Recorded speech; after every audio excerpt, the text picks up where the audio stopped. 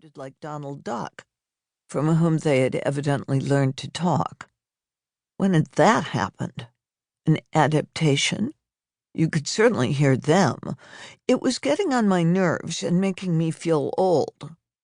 I'm exhausted, I told Ray and Krista. I can't sleep. I can't take the winter. I'm sick of my day job at Howard's photo studio. But on the other hand, Howard's having some problems. Last week there were 3 of us, and this week there are 2, and I'm scared I'm going to be the next to go. And as I told them that I was frightened, that I was sick of the winter and my job, I understood how deeply, deeply sick of the winter and my job, how frightened I really was. "Yeah, that's terrible," they said. "Well, why don't you come stay with us? We're taking off for our beach place on Wednesday. There's plenty of room, and you can paint. We love your work. It's a great place to work. Everyone says so. Really serene. The light is great. The vistas are great." "I'm having some trouble painting these days," I said. I don't know." "Hey, everyone needs some downtime," they said. "You'll be inspired. Everyone who visits is inspired. You won't have to deal with anything. There's a cook. You can lie around in the sun and recuperate. You can take donkey rides down into the town, or there are bicycles or the driver.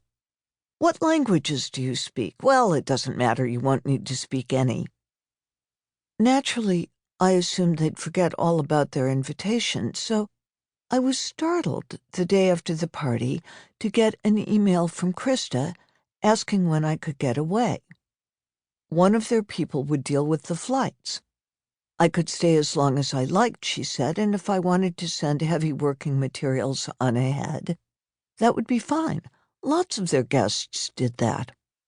It could get cool at night, so I should bring something warm, and if I wanted to hike, I should bring boots, because snakes, as I knew, could be an issue, though insects were generally not.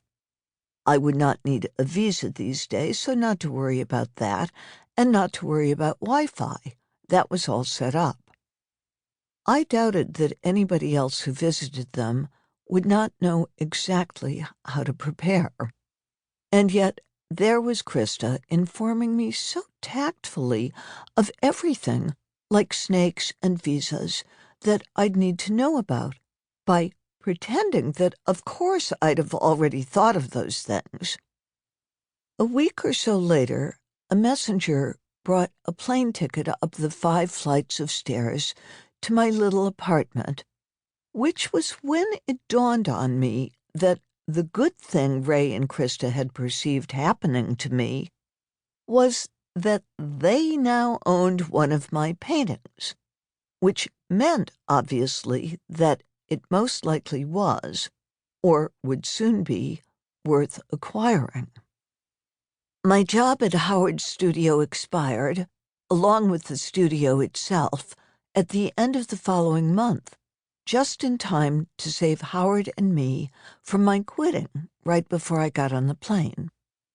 At least it was no problem to sublet my apartment, even at a little profit, to a guy who liked cats, because, as everyone was observing with wonder, the real estate collapse had not flattened rents one bit.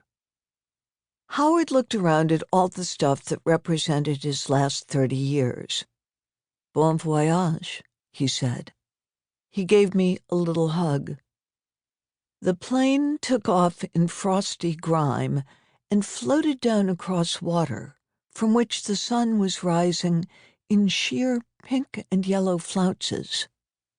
It was a different time here. Must that not mean that different things were happening? I'd brought my computer, but maybe I could actually just not turn it on, and the dreary growth of little obligations that overran my screen would just disappear. Maybe the news, which, like a magic substance in a fairy tale, was producing perpetually increasing awfulness from rock-bottom bad, would just disappear. I had exuded a sticky coating of dirt